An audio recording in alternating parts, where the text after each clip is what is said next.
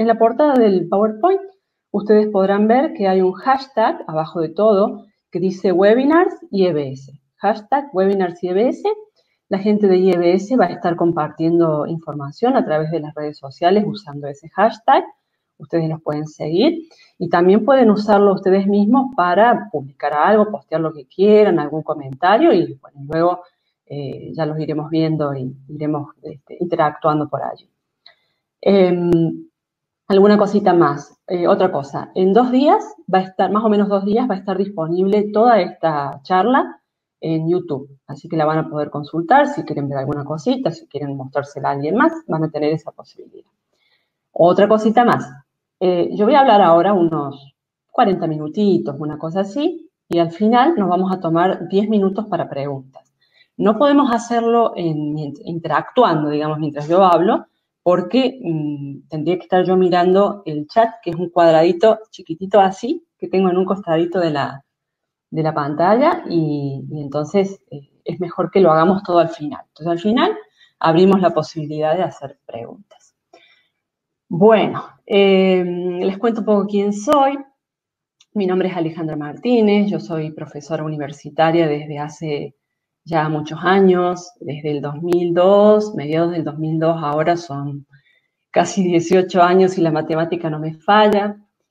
Además, soy socia directora de Simionema, que es una agencia de producción de contenidos, y tengo una pasión y un interés enorme por esto de las exposiciones en público. Primero porque a mí me gusta y lo disfruto, y después porque me gusta mucho investigar sobre esto, mejorar y ayudar a otras personas en capacitaciones o en asesoramiento que a lo mejor, bueno, quieren mejorar su forma, su técnica, y otras personas que sienten mucha preocupación y que no la pasan bien, que realmente tienen dificultades para poder hacer una exposición. Cuando digo exposición, a lo mejor la primera imagen que surge, sobre todo por el título del webinar que habla de TED, de herramientas TED, es la imagen de una persona parada sobre un escenario hablando.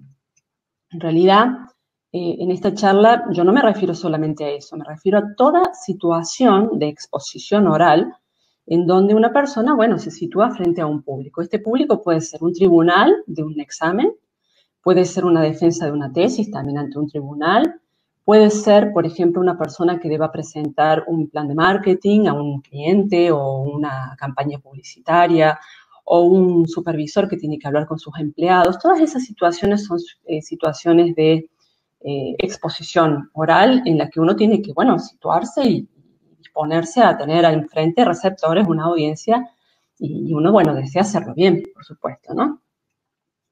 Y bueno, y les cuento una historia porque como sigue entrando gente, hasta que todo el mundo se siente, se acomoda y se busque su cafecito, les voy contando una historia. Ustedes saben que en el año 2009 yo me encontré por primera vez con las conferencias TED.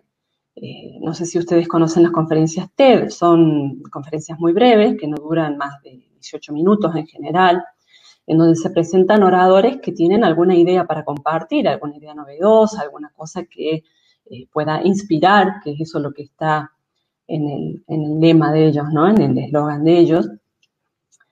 Y yo vi la conferencia de mi vida, una de Ken Robinson, que seguramente si a ustedes les gusta también TED lo deben conocer. Él es un educador inglés que dio una conferencia maravillosa que se llamaba Las escuelas matan la creatividad. Yo les voy a mostrar un pedacito como ejemplo hoy para que ustedes vean el manejo de la persona, de la técnica, pero además de la forma y de la manera de involucrar al espectador, que es maravilloso. Un artista. Entonces, viendo eso, yo dije, yo quiero hacer lo mismo, yo deseo hacer lo mismo. Y empecé a investigar y a ver, más por gusto, más como para consumiéndolo, más que otra cosa. Hasta que unos años después surgió la posibilidad, me invitaron a dar una conferencia TEDx, que es una de las variantes de TED. Una universidad en la que yo daba clase y me invitaron no solamente a dar la conferencia, sino a abrir el evento, dar la conferencia de inauguración. Entonces, bueno, me avisaron un poco más de un mes y medio, 2 meses antes, Y yo me empecé a preparar porque realmente deseaba hacerlo muy bien. Entonces empecé a leer todos los libros que había disponibles. Hay muchos libros, están la mayoría en inglés, pero hay muchos libros. A ver todas las conferencias que me gustaban, analizar, a ver qué hacía la gente.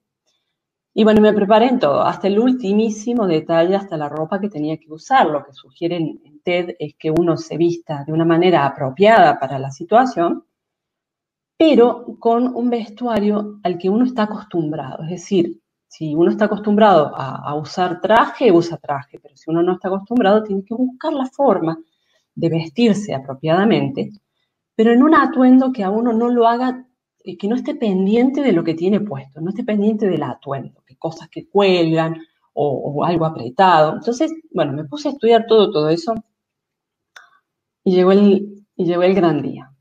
El sistema TED tiene todo un protocolo.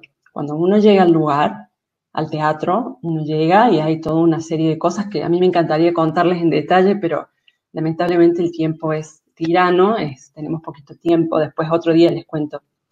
Y bueno, yo pasé por todo eso y llegó el momento en que me pusieron el micrófono, me acercaron al costadito del escenario, de donde yo podía atisbar unas 500 personas más o menos que había. Y bueno, y escuché que me presentaban y era el momento de la verdad, entonces yo respiré con el diafragma, puse mi mejor cara de reina de la primavera y salí al escenario, ¿no? Y salí al escenario, aplausos, la gente que estaba ahí.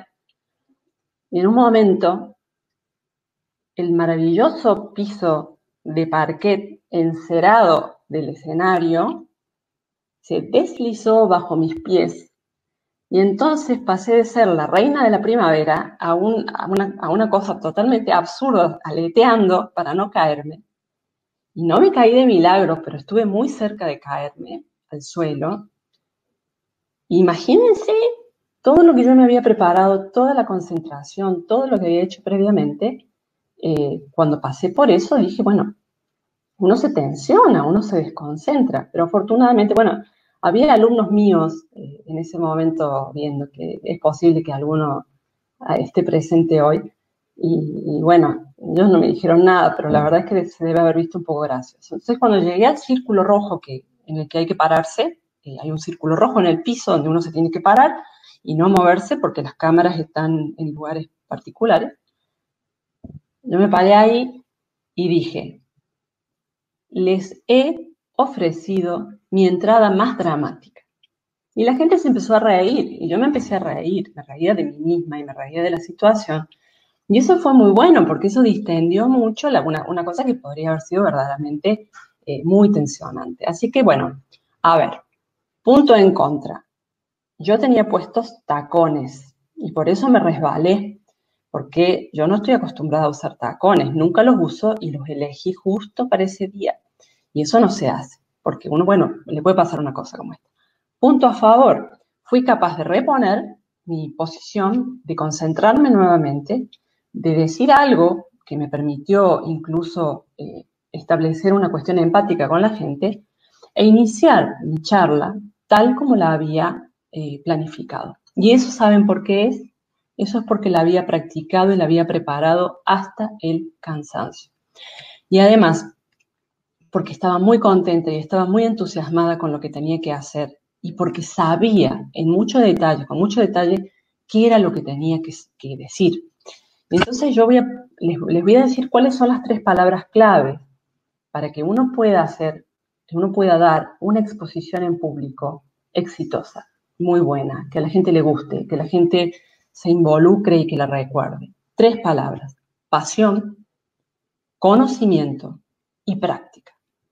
Pasión, porque el entusiasmo, la pasión es contagiosa. Y si uno lo hace realmente con gusto, la gente se da cuenta y también disfruta de la experiencia. Si uno sabe de lo que va a hablar, entonces no tiene por qué equivocarse, ni por qué olvidarse, ni por qué trabarse. Y si uno ha practicado suficiente, entonces todo fluye, todo se nota, incluso en la disposición corporal. Entonces esas son las 3 palabras claves. Entonces, bueno, pensamos un poco, ¿no? ¿Por qué estamos aquí reunidos, ¿no? Como se dice en las bodas. Y estamos reunidos aquí posiblemente porque ustedes y yo tenemos el mismo interés por realizar, por ofrecer una buena exposición en público. Hay gente también que está aquí porque en realidad la pasa mal y se preocupa mucho y pasa muchos nervios cuando tiene que hablar en público y quiere ver, bueno, alguna forma de poder sentirse mejor. Yo les voy a decir una cosa para iniciar. Los nervios, el nerviosismo, es una manifestación superficial en realidad. Lo que a uno le pasa cuando está en una situación como esa, no es solamente que tiene nervios. Los nervios no son malos, a uno los nervios en una situación como esa lo mantienen enfocado, lo mantienen concentrado, hasta pueden ser positivos. Lo que no es positivo es anularse, trabarse, sentirse que uno no puede continuar o equivocarse porque la cabeza se complica, ¿no? Entonces yo creo que lo primero que tenemos que hacer cuando nos exponemos a una situación como esta, o nos enfrentamos a una situación como esta de tener que hablar en público, es admitir para nosotros mismos, tengo miedo. Lo que tengo es miedo. Tengo miedo de que se rían, tengo miedo de decir algo inapropiado, tengo miedo de que la gente se aburra, tengo miedo, tengo una preocupación que va más allá del nerviosismo. Porque bueno, hay mucha gente muy bien intencionada que nos va a decir, pero no te pongas nervios, disfruta del momento, ¿no? Disfruta del momento. Respira 10 veces y eso está muy bien, pero el problema es que si nosotros no admitimos previamente de que tenemos miedo de una serie de cosas, no vamos a poder trabajar con ese nerviosismo. Entonces, vamos a avanzar un poquito y vamos a ir viendo cómo podemos trabajar esto. Jerry Seinfeld, que es un humorista norteamericano, no sé si ustedes lo conocen, que hace stand-up, dice, el mayor temor de la gente es hablar en público. El segundo, la muerte. Por eso, si tiene que ir a un entierro, es mejor que lo haga en un ataúd a que sea el encargado de hablar en el funeral. Y eso es muy interesante porque muestra que una persona con el entrenamiento y la costumbre que él tiene para hacer esto, siente también nervios y también se siente preocupado cada vez que tiene que enfrentar un público. Entonces nos pasa a todos, es humano, es muy, muy normal, pero bueno, es interesante saber de dónde viene, ¿no? ¿A qué le tengo miedo? ¿Qué es lo que me preocupa tanto? ¿Y qué es lo peor que podría pasar? ¿Y cómo me preparo para que esos sentimientos no me ahoguen, no me traben en lo que tengo que hacer? Yo estoy segura y afirmo, y lo vuelvo a afirmar, es que todos podemos ser grandes presentadores cuando tenemos un público enfrente. ¿Cómo? Sumando lo que les decía recién. Pasión, conocimiento y práctica. Si yo estoy muy apasionado por lo que hago, es muy posible que contagie mi entusiasmo y mi pasión a los que me escuchan. Si yo no estoy apasionado y sé muchísimo del tema y he practicado mucho, probablemente mi exposición pase un poco desapercibida. Que no es malo, pero que bueno, para brillar, digamos, el componente de la pasión tiene que estar, ¿sí o sí? El componente del conocimiento también, porque yo puedo ser una persona muy apasionada y haber practicado mucho, pero lo que digo no está sólido, no está correctamente pensado, no está bien, como en el caso de un examen, por ejemplo. Uno puede recibir como profesor un alumno que tiene una pasión por su carrera y por la materia y no ha estudiado nada, y con eso no podemos hacer nada. Y la práctica lo mismo. Puedo tener la pasión, saber muchísimo sobre el tema, pero si no practico, se me va a complicar un poco poder dar una exposición impecable. Yo les cuento un poco, les aclaro para que ustedes puedan interpretar algunos términos que yo uso. En esta inquietud que yo tuve hace tiempo sobre cómo dar exposiciones públicas, cómo hablar en público, y esto de las charlas TED, para mí misma y para ayudar a otras personas y para capacitar a otras personas y asesorar, yo le puse un nombre a mi sistema propio que se llama Story-As. Story-As es como cuéntame una historia, ¿no? Es un juego de palabras. Y Story-As tiene 4 componentes. Algunas poquitas técnicas de la oratoria tradicional, mucho del teatro, muchas herramientas del teatro, Muchas herramientas de storytelling. Saben que el storytelling es contar historias y se usa muchísimo ahora en marketing y publicidad porque justamente es el tipo de involucramiento y es el tipo de interacción que se tiene más exitosamente con los públicos de hoy. Y las claves TED, que son un poquito las que vamos a revisar hoy. Como les digo, es una pena no tener más tiempo, pero vamos a tratar de sacar lo mejor del tiempo que tenemos. Muy bien. Lo primero de lo primero, tenemos que desarrollar el contenido que vamos a exponer. Yo a esta parte de la tarea le llamo la dramaturgia. La dramaturgia es construir una narración que le voy a ofrecer al otro. Construir un guión, pero que no se malentienda, no un guión que a mí me encorsete, sino un guión que sea un eje temático que esté alimentado por contenido. Entonces, construir esa dramaturgia, construir ese guión que va a orientar mi exposición para que ésta sea ordenada y para que siempre gire en torno del mismo eje. Ahora vamos a hablar sobre eso.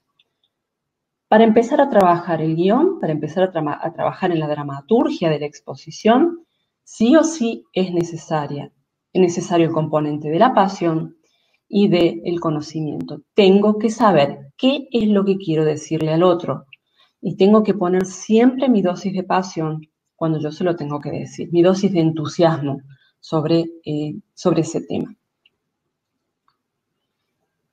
Dice Ken Hemmer, preparar una presentación sin el público en mente es como escribir un discurso de amor empezando con a quien le pueda interesar. Tengo que saber a quién le hablo, tengo que conocer a mi público. Antes de empezar a desarrollar el contenido, tengo que saber a quién le voy a hablar. Lo que estoy diciendo parece una cuestión, bueno, lógica, obvia, y sin embargo no lo es. Ustedes fíjense en lo siguiente. Nosotros tenemos la sensación de que el CEO de una empresa es un ente sobrenatural, iluminado por los dioses, que baja desde el piso número 18 a escuchar la presentación que voy a dar, yo que soy el pasante, sobre la campaña de publicidad, por ejemplo, ¿no? Y entonces eso genera todo un nerviosismo y una situación y una duda sobre cómo se hace eso, cómo se da una charla en una circunstancia como esa. Pero nosotros no podemos dejar de pensar que detrás de la etiqueta y detrás de la gran carga de responsabilidad que sabemos que tiene esa persona, el presidente de la empresa o el CEO de la empresa, hay un ser humano que tiene sus preocupaciones personales, sus dolencias. No sabemos si la persona está en una circunstancia en la que está esperando que el fontanero vaya a la casa a arreglarle el váter porque le pierde agua y el tipo no va y está pensando en eso y tiene la mujer y 2 hijos que le dicen que no pasa suficiente tiempo con ellos y tiene que viajar y la suegra se va a quedar todo el fin de semana en la casa. No lo sabemos. Sí sabemos que es una persona muy ocupada, sí sabemos que va a tener escaso tiempo para venir a nuestra presentación y que va a estar posiblemente mirando el móvil en algún momento o que lo van a llamar y que se va a retirar. Eso sí sabemos, pero si nosotros nos concentramos y vemos el personaje, la persona, el ser humano en su completud, lo vemos como un todo y no solamente como la etiqueta que nos produce pavor porque supuestamente estamos jugándonos algo, la vida en una presentación. Entonces va a ser todo más simple porque yo voy a saber que a esa persona tan ocupada, tan preocupada y tan demandada, no le puedo hablar de más. No puedo hacer una introducción excesivamente larga. Tengo que ir al grano, tengo que ser puntual en los datos que le voy a ofrecer. Tengo que trabajar una forma, tengo que buscar la forma de capturar su atención rápidamente. Entonces hay que tener ese público en mente. ¿Quién es la persona? ¿Cómo es? ¿Y qué expectativa tiene de mi charla? A lo mejor yo, como él es el presidente de la empresa y es la primera vez que voy a hablar enfrente de él, mi tendencia natural va a ser a mostrarle quién soy, todos mis logros y mis capacidades, bueno, para impresionarlo para algo. Miren, es al revés. Si yo me excedo contándole a la persona cosas que él no tiene la expectativa de escuchar, posiblemente lo canse, lo agote y sea absolutamente perjudicial el efecto. En cambio, si cuando él viene, yo le ofrezco una charla, le ofrezco una información, un formato de expresión que captura su interés, el efecto va a ser muy favorable. Entonces hay que pensar mucho en eso. También hay que pensar en qué percepción tiene el receptor sobre mí, porque a veces tenemos distorsionada la mirada, la realidad sobre nosotros mismos. Entonces, yo he tenido la oportunidad de trabajar con grandes profesores, grandes académicos, científicos muy renombrados, que cuando tienen que disponerse a dar una charla en frente de, ¿qué diría?, 100 estudiantes de grado de primer año, se sienten aterrorizados. Y son personas que tienen mucha trayectoria, que tienen mucha experiencia dando conferencias, ponencias en congresos y todo, y no se pueden percibir a sí mismos y no pueden evaluar cómo son percibidos por el otro.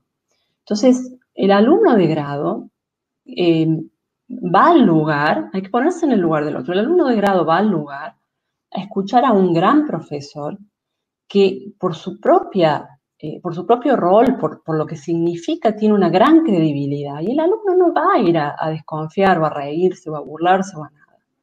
Es decir, que todo eso está en la cabeza de la persona que va a dar la charla, que no está siendo consciente de cuál es su lugar. Entonces, eso me parece muy importante. ¿Cómo soy percibido? Si voy a hablar ante el presidente de la empresa y soy un gerente de alto rango, es una cosa. Si soy un pasante, es otra cosa, porque las expectativas de la persona sobre mí van a ser muy distintas. No sé si se entiende esto. En todo caso, lo seguimos charlando después. Pero es importante ver quién es el otro y quién soy yo a los ojos del otro. Esa es un poco la idea. Seguimos. Dice Harvey Diamond, si tú no sabes qué quieres conseguir con tu presentación, tu audiencia tampoco lo sabrá. Tengo que saber qué es lo que quiero lograr con mi presentación, cuál es su objetivo, qué estoy pretendiendo. Y en este sentido aparecen las claves típicas, ¿no? ¿Qué idea central quiero transmitir y qué emociones quiero despertar? Lo primero, ¿qué quiero lograr? Persuadir, vender, informar, educar, ¿qué es lo que quiero lograr? Y luego tengo que ver lo otro. ¿Cuál es la idea? Una idea. ¿Cuál es la idea central que yo quiero que la gente se lleve cuando termine mi charla o mi conferencia o mi clase? Una idea. El cerebro, dicen que el saber no ocupa lugar, no es cierto. El saber sí que ocupa lugar, y las personas tenemos un tiempo en el que podemos absorber información y una cantidad de información que podemos absorber. Una idea. La gente de TED trabaja con una idea central. Y lo vamos a ver ahora con los dos ejemplos que les voy a mostrar. Una idea central y todo gira en torno a esa idea central. Y lo otro es, ¿qué emociones quiero despertar? Miren, yo no sé si ustedes han visto alguna charla de estas u otra, alguna conferencia. Seguramente de la conferencia que más se acuerden o de la clase, a lo mejor una clase en la universidad, de la que más se acuerden va a ser la que despertó en ustedes ciertas emociones. A lo mejor los hizo reír, los hizo llorar, los inspiró, los hizo entusiasmar con algo, pero va a ser lo que genere sensaciones y emociones lo que les va a quedar más pregnado. Eso es básico en TED. Si ustedes se fijan, si lo analizan un poco, lo van a encontrar, en las mejores charlas lo van a encontrar siempre. En este sentido, conocimiento, pasión, para poder lograr las dos cosas. ¿Qué idea quiero transmitir? Para poder identificar y construir en torno a una sola idea, tengo que saber muchísimo sobre el tema sobre el que estoy hablando, muchísimo. Y para trabajar con las emociones tengo que aplicar siempre mi pasión. Tiene que estar mi pasión involucrada porque si no, no puedo despertar emociones en nadie más. Entonces, una clave TED clásica es: enseña a tu público algo que antes no sabía. Es lo que llaman el efecto wow, que es cuando la persona se encuentra con una información con la que antes no contaba. ¿Tiene que ser una información que nadie sabe en todo el universo conocido? No. puede ser alguna información que es conocida, pero con algún giro o con alguna cuestión novedosa que haga que la gente tome nota de eso, capte rápidamente esa idea y le parezca interesante y le parezca nueva. Y que cuando el efecto ¿sabías qué? Que ese le pongo yo nombre, me hago cargo de ese nombre, efecto ¿sabías qué?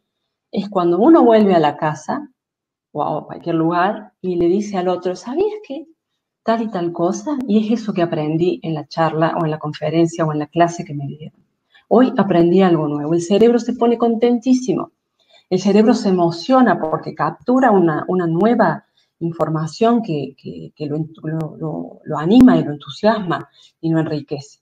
Así que esto es muy importante. Lo van a ver en las mejores charlas. Ahora les prometo que lo vamos a ver en un ejemplo. Muy bien. Es una síntesis, por supuesto, ¿no? Pero creo que son los puntos, por lo menos, más importantes de la parte de la dramaturgia, de la parte de la construcción del mensaje que quiero transmitir. Ahora vamos a hablar un poquito sobre otra parte, que es la puesta en escena. Hay otras, me gustaría mucho contarles partes intermedias, pero como les digo, el tiempo es escaso, así que en todo caso yo les voy a dar después al final un dato de contacto de LinkedIn para que ustedes si quieren me escriben y interactuamos, nos ponemos en contacto y conversamos más sobre un montón de cosas. En la puesta en escena, el conocimiento siempre está, por supuesto, pero los dos elementos que son más importantes son la pasión y la práctica. La pasión y la práctica. Eso es lo que va a hacer que nosotros en escena brillemos.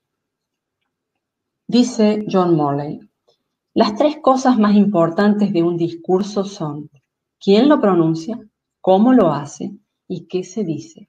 Y de las tres, la última es la que menos importa. Es decir, qué se dice es muy importante, naturalmente, pero lo que él está resaltando es algo muy importante. ¿Quién lo dice y cómo lo dice? Y sobre todo, diría yo, cómo lo dice, porque la persona puede no ser una persona conocida o alguien que sea muy relevante, digamos, en el ambiente de lo que sea, pero si una persona hábil dando un discurso, dando una conferencia, nos va a quedar pregnado lo que diga y seguramente va a ser muy recordable lo que hemos aprendido de esa persona. Y en ese sentido, volvemos al tema de la pasión. La pasión es contagiosa y uno puede inspirar a otros solamente si está inspirado uno mismo. Si uno no está inspirado, si uno da, a lo mejor sabemos muchísimo sobre lo que nosotros queremos hablar, pero si damos la conferencia o la clase o la defensa de tesis con los hombros caídos, la cabeza hacia atrás, cara de aburrimiento, de sueño y las manos en el bolsillo, probablemente la gente va a decir, esta persona no le interesa y ¿por qué me va a interesar a mí? A veces pasa, y ustedes me van a decir, bueno, pero ¿qué hago yo? Cuando, por ejemplo, yo trabajo en una fábrica en donde se fabrican tuercas y bueno, y soy supervisor y le tengo que dar una charla a los inversionistas sobre lo que nosotros hacemos aquí. Y bueno, y sinceramente a mí el tema, yo trabajo en la fábrica porque necesito el trabajo, pero el tema no me interesa tanto, no puedo generar una pasión en torno a eso porque no la tengo, no la siento. Puede ser. Pero siempre tenemos, algo nos apasiona, siempre alguna pasión vamos a tener. Y les voy a contar una historia. Yo, todos estos años de docencia, durante 15 años, di una materia que se llama Sociología de los Medios de Comunicación. Yo tenía pasión por esa materia, pero mis alumnos, pobrecitas víctimas mías, eran alumnos de diseño gráfico, publicidad y relaciones públicas. Gente que no quería estudiar sociología y era totalmente comprensible que no quisieran. Entonces un alumno una vez se presentó a rendir examen, había estudiado y todo, y tenía que, bueno, yo le pregunté por el concepto de Marx de la revolución del proletariado, ¿no? Del levantamiento del proletariado. Y él me lo explicó al concepto, medio concepto había estudiado, pero él me lo explicó de una manera muy particular, que fue ejemplificando la teoría de Marx con un partido de fútbol, porque a él le apasionaba el fútbol. Entonces me dijo, profe, yo pude aprender solamente cuando aplicaba lo que usted nos enseñaba al fútbol. Y entonces a mí me pareció maravilloso, porque me di cuenta de, por supuesto, que él conocía el concepto, pero también la capacidad que él tenía para explicarme el concepto con digamos, haciendo una comparación con un córner a los 90 minutos del partido. A mí me pareció, es maravilloso, porque él estaba muy entusiasmado y bueno, y eso se nota y eso favorece mucho a la exposición que uno da. Hay que plantarse frente al espejo y decir, ¿qué me apasiona? Algo me apasiona seguramente. Entonces, pensar eso que tenemos que dar, eso que tenemos que hacer, desde un lugar más cercano a la emoción y que esa emoción se transmita a mi conocimiento y luego, por supuesto, práctica. Pero no debo olvidar al público. Ahí puse un tip, si ustedes lo ven. Nunca debo olvidar al público, porque a lo mejor lo que a mí me apasiona, al otro lo aburre soberanamente. Entonces, si yo empiezo una exposición hablando solamente de lo que me apasiona a mí, y no tengo en consideración que la persona que está enfrente está cansada, se quiere ir al grano, no tienen tanto interés en lo que yo pueda decir porque no soy tan importante para su área, por ejemplo, de trabajo, tengo que medir y tengo que tratar de incorporar la pasión a los conceptos y a las ideas que quiero transmitir, a esa única idea que yo quiero que el otro se lleve cuando mi exposición finalice. Les voy a mostrar un ejemplo que a mí me encantó. Esta mujer es una de mis charlas TED favoritas, sigue siendo en todo este tiempo, que a mí me gusta mucho y la sigo viendo. Esta mujer se llama Rita Pierson, su conferencia se llama Todo niño necesita un campeón.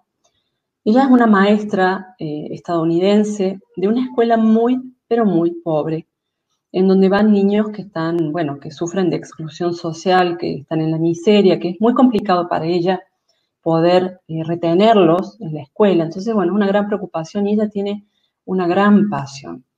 Y ustedes van a ver cómo ella se expresa y cómo ella expresa su pasión. Vamos a ver el video y ya me cuenta.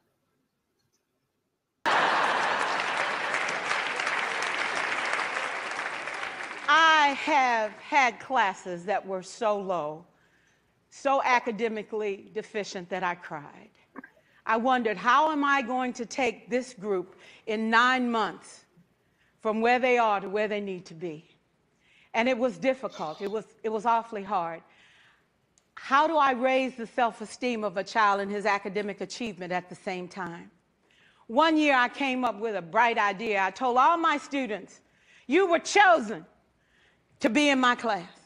Because I am the best teacher and you are the best students, they put us all together so we could show everybody else how to do it. One of the students said, really? I said, really? We have to show the other classes how to do it. So when we walk down the hall, people will notice us. So you can't make noise, you just have to strut. And I gave him a saying to say, I am somebody. I was somebody when I came. I'll be a better somebody when I leave. I am powerful and I am strong. I deserve the education that I get here. I have things to do, people to impress, and places to go. And they said, yeah. You say it long enough, it starts to be a part of you. And so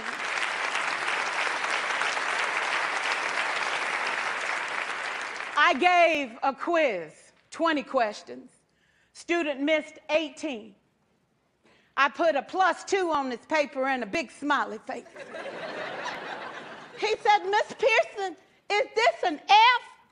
I said, yes.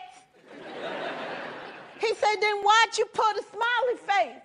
I said, because you on the roll. You got 2 right, you didn't miss them all. I said, and when we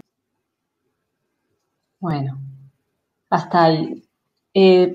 Ustedes fíjense que el concepto de la maestra es un concepto muy interesante y es un concepto muy fuerte, pero no es necesariamente tan novedoso. Es decir, ella muestra cómo motiva a sus alumnos, pero no es algo que nosotros digamos, bueno, nunca se me había ocurrido esto o es la primera vez que escucho sobre esto, Sin embargo, es ella, es su forma, es la pasión que le pone, es el humor que le da, lo que hace que esta conferencia sea verdaderamente inolvidable y que sea muy impactante. Es muy breve, son más o menos 7 minutos, una cosa así.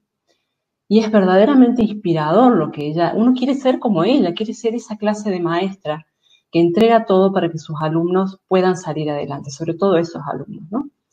Entonces aquí, díganme si no es así. Pasión, conocimiento y práctica, porque les aseguro que esta mujer no está improvisando.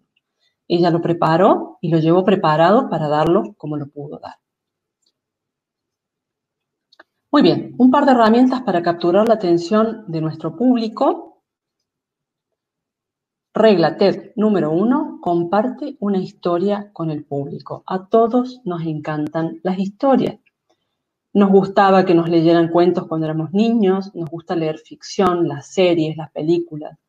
Y también nos gusta que cualquier persona en una conferencia nos cuente algo, nos cuente una historia, como la historia que contó la maestra Pearson, que nos entusiasme y que nos ubique la idea principal, esto que nos quieren transmitir como idea, como información, en un ámbito más creativo, más envolvente y que nos muestre, más que decir, mostrar. En literatura, que es un ámbito en el que yo también estoy involucrada, siempre decimos que hay que mostrar antes que decir.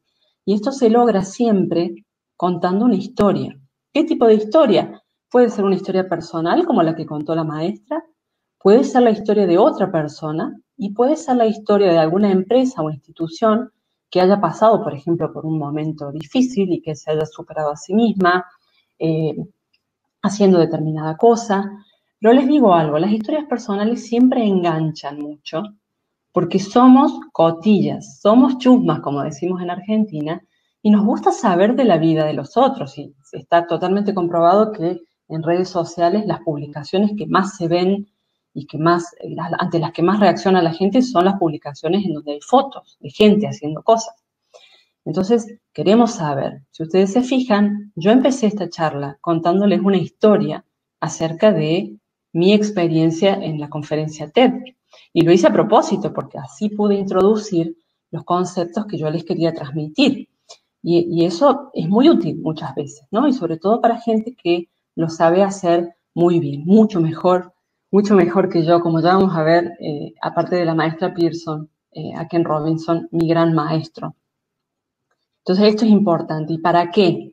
¿Con qué fin? Para generar empatía, porque de esa manera cuando uno se muestra, sobre todo si se muestra de alguna manera vulnerable, porque uno podría decir, bueno, yo les quiero contar en mi historia cómo me hice millonario de tan inteligente que soy, y eso no genera empatía, eso genera un cierto rechazo. Entonces hay que elegir muy bien qué historia se cuenta.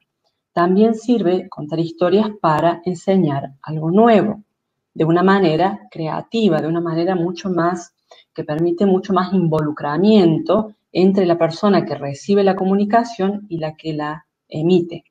Esto que les decía recién, ¿no? Mostrar antes que decir.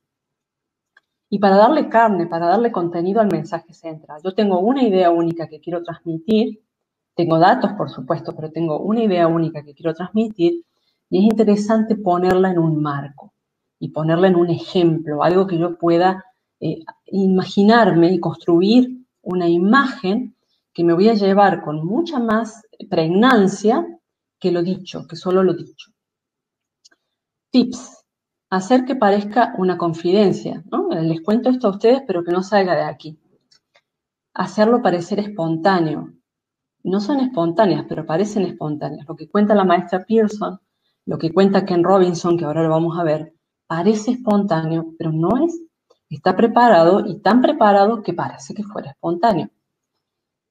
Y muy importante, la historia tiene que ser real, no puede ser inventada porque se nota, y no tiene que ser exagerada, tiene que ser tal cual fue. Si la historia no sirve, si la historia es débil, entonces ni hay que contarla. Pero la historia tiene que ser real y no tiene que exagerarse. Si no, no funciona. Para que funcione tienen que estar dadas las condiciones. ¿A qué apela?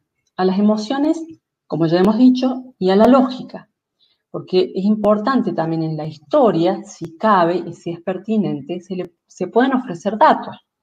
estadísticas, algún aspecto curioso sobre algo que la gente no conoce. Se pueden incorporar un montón de cosas que van a ser mucho más pregnantes, que van a quedar mucho más impresas en la mente de la gente que si simplemente pusiéramos un PowerPoint con esos datos en una torta, ¿no? Lo que dice el tip es que el mensaje es más recordable si toca una fibra emocional, que era lo que decíamos al principio. Si yo me emociono de alguna manera, si eso me hace reír, o si me hace llorar, o si me hace pensar, o me inspira de alguna manera, lo voy a recuperar y me lo voy a llevar y va a ser mucho más difícil que me lo olvide. Y además, si ofrece un dato sorprendente, ¿no? ¿Sabías qué? El efecto ¿sabías qué? Segundo tip clave de las presentaciones en público, de la puesta en escena de TED, entabla una conversación, no un monólogo unidireccional. Por supuesto que cuando uno está en un escenario no está dialogando, como nos pasa a nosotros ahora. A mí me encantaría poder dialogar, no podemos hacerlo. Pero mientras más suene como una conversación la exposición, mejor va a ser. Porque conversar con nuestra audiencia nos mantiene enfocados. No estamos pensando cuál es el PowerPoint, la filmina que sigue, el slide que sigue.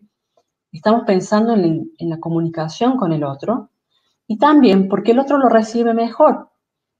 A mí me pasa, les cuento cortito, ¿no? Cuando un alumno rinde, por ejemplo, un TFG, y uno ya lo conoce, al alumno de toda la vida, lo conoce porque ha sido alumno, porque una serie de cosas. Uno llega al aula y le dice, ay, Pepito, qué lindo, te felicito, ¿vino tu mamá? ¿No vino? Y entonces se habla todo, sí, profe, lo que sea. Bueno, vamos a empezar, sí. Y Pepito inmediatamente se congela y dice, buenas tardes, mi nombre es José Pérez y les vengo a presentar mi trabajo final. Y uno dice, ¿qué pasa?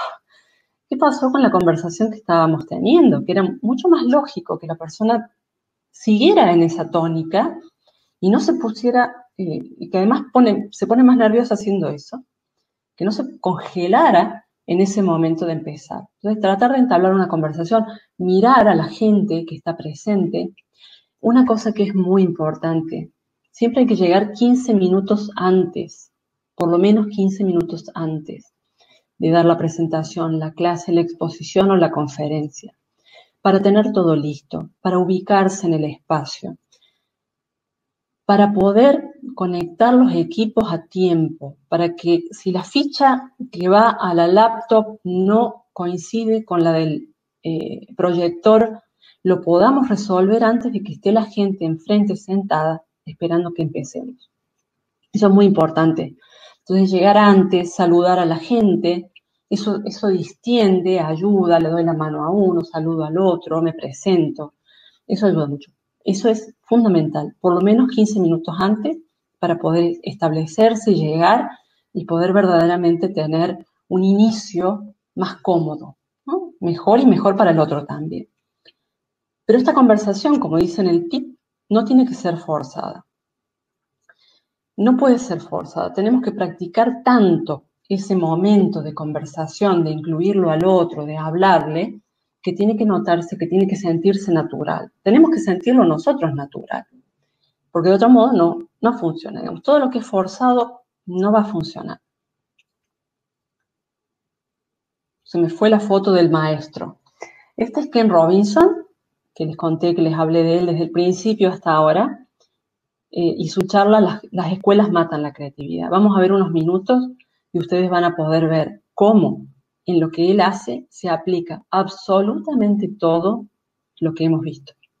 Cómo él es pura pasión, puro conocimiento y pura práctica, porque todo lo que parece que es espontáneo, les aseguro que está dentro de su dramaturgia. Are often heading home to carry on playing video games because you need an MA where the previous job required a BA and now you need a PhD for the other. It's a process of academic inflation and it indicates the whole structure of education is shifting beneath our feet. We need to radically rethink our view of intelligence. We know three things about intelligence. One, it's diverse. We think about the world in all the ways that we experience it. We think visually, we think in sound, we think kinesthetically, we think in abstract terms, we think in movement. Secondly, intelligence is dynamic. If you look at the interactions of a human brain, as we heard yesterday from a number of presentations, Intelligence is wonderfully interactive. The brain isn't divided into compartments. In fact, creativity, which I define as the process of having original ideas that have value, more often than not, comes about through the interaction of different disciplinary ways of seeing things. The brain is intentionally... By the way, there's a shaft of nerves that joins the two halves of the brain called the corpus callosum. It's thicker in women. Following on from Helen yesterday, I think this is probably why women are better at multitasking. Because you are. Aren't you? There's a raft of research, but I know it from my personal life. If my wife is cooking a meal at home, which is not often, thankfully, but, you know, if she's doing...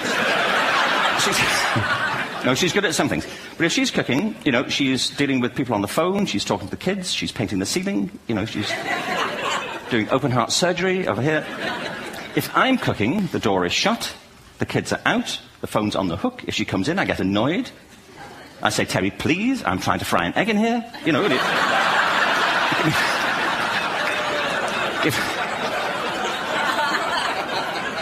give me a break. Actually, there was, do you know that old philosophical thing? If a tree falls in a forest and nobody hears it, did it happen? Remember that old chestnut? I saw a great T-shirt, really, recently, which said, if a man speaks his mind in a forest and no woman hears him, is he still wrong?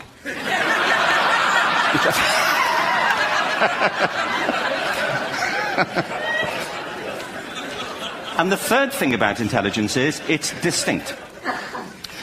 I'm doing a new book at the moment called Epiphany, which is based on a series of interviews with people about how they discovered their talent. I'm fascinated by how people got to be there. It's really prompted by a conversation I had with a wonderful woman who most people have never heard of. She's called Gillian Lynn. Have you heard of her? Some have. She's a choreographer, and everybody knows her work. She did Cats and Phantom of the Opera. She's wonderful. I used to be on the board of the Royal Ballet in England, as you can see. And anyway, Gillian and I had lunch one day. I said, how'd you get to be a dancer? And she said it was interesting. When she was at school, she was really hopeless. And the school in the 30s wrote to her parents and said, we think Gillian has a learning disorder. She couldn't concentrate. She was fidgeting. I think now they'd say she had ADHD. Wouldn't you? But this was the 1930s, and ADHD hadn't been invented, you know, at this point. So it wasn't an available condition. You know, people weren't aware they could have that. Anyway, she went to see this specialist. So this oak-panelled room, and she was there with her mother, and she was led and sat on this chair at the end, and she sat on her hands for 20 minutes while this man talked to her mother about all the problems Gillian was having at school. And at the end of it, because she was disturbing people, her homework was always late and so on, little kid of 8, in the end, the doctor went and sat next to Gillian and said, Gillian, I've listened to all these things that your mother's told me. I need to speak to her privately. So he said, wait here, we'll be back. We won't be very long. And they went and left her. But as they went out the room, he turned on the radio that was sitting on his desk. And when they got out the room, he said to her mother, just stand and watch her. And the minute they left the room, she said she was on her feet, moving to the music. And they watched for a few minutes, and he turned to her mother, and he said, you know, Mrs. Lynn, Gillian isn't sick. She's a dancer. Take her to a dance school. I said, what happened? He said, she did. I can't tell you how wonderful it was. We walked in this room, and it was full of people like me. People who couldn't sit still. People who had to move to think. Who had to move to think. They did ballet, they did tap, they did jazz, they did modern, they did contemporary. She was eventually auditioned for the Royal Ballet School. She became a soloist. She had a wonderful career at the Royal Ballet. She eventually graduated from the Royal Ballet School, found her own company, the Gillian Dance Company, met Andrew Lloyd Webber. She's been responsible for some of the most successful musical theatre productions in history. She's given pleasure to millions, and she's a multi-millionaire. Somebody else might have put her on medication and told her to calm down. Now, I think... Bueno, como ven, que decíamos recién, ¿no? Lo que es la maestría de poner en juego la pasión, el conocimiento y la práctica. Verdaderamente es una persona que prepara sus charlas a conciencia. Por supuesto tiene un humor natural, él hace bromas naturalmente porque es una persona que tiene esa capacidad, ese humor, pero lo que cuenta, las historias que cuenta, no son necesariamente espontáneas. Tiene preparado lo que va a decir y por eso lo hila tan bien y por eso le sale tan bien. y dice, y él todo lo que dice y la historia que cuenta, no solamente que es una historia muy emotiva porque uno se pone en el lugar y dice, bueno, qué maravilla que esta persona pudo salir adelante con semejante obstáculo, que como dice él, hoy hubiera sido diagnosticada y hubiera sido medicada, y esa persona salió adelante por la inteligencia de un profesor, de un director, y porque su madre la pudo apoyar. Y él cuenta esto, y siempre girando en torno a la idea de que las escuelas matan la creatividad, y ese es el mensaje que nos queda al final. Pero el final, habiendo pasado un momento agradabilísimo en compañía, porque él lo plantea como si fuera una conversación, en compañía de una persona sumamente agradable, sumamente amigable en su forma. No es una persona que se pare sobre un escenario y decir, yo soy maravilloso y lo que yo hago es fantástico, sino que él desde su lugar y con humildad y como una persona muy llana, va contando su experiencia, lo que él vivió, lo que hizo. Entonces, fíjense el poder que tiene dar exposiciones. Estoy buscando el cursor, no lo encuentro. Aquí está. Si uno plasma en su exposición la pasión que siente por el tema que uno va a dar, por el tema que trabaja o por lo que lo motiva, el conocimiento que tiene sobre eso, la búsqueda de información, investigar un poco, aprender cada vez más, leer, y la práctica, y la práctica, y la práctica. No solamente practicar uno mismo, siempre practicar en voz alta. Cuando uno va a practicar una exposición o una clase o lo que sea, tiene que hacerlo en voz alta, no solamente leyendo el PowerPoint. Practicar ante otras personas, pedirle a alguien que nos escuche, porque a veces nuestra propia mirada no alcanza. Pedirle a otra persona, ajustar la presentación, volverla a presentar ante otra persona más. Eso es muy importante, poder practicar. Les aseguro que cuando uno junta el entusiasmo con el conocimiento y con una práctica exhaustiva, todo el cuerpo, toda la expresividad oral y física capturan ese conocimiento y esa serenidad, y todo se produce mucho mejor y el mensaje que yo transmito es mucho mejor. Todos podemos ser grandísimos, fantásticos oradores, pero tenemos que saber algunas cosas sobre nosotros mismos. ¿A qué le tenemos miedo? ¿Qué nos pone nerviosos? Pero antes, ¿a qué le tenemos miedo? ¿Miedo a qué? ¿A que pase qué? Y luego, ver qué nos apasiona, teñir todo nuestro discurso de esa pasión, que está fundado en un conocimiento de algo que nosotros sabemos, y practicar, practicar y practicar. Esa es un poco la idea. Muchas gracias por haber venido hoy.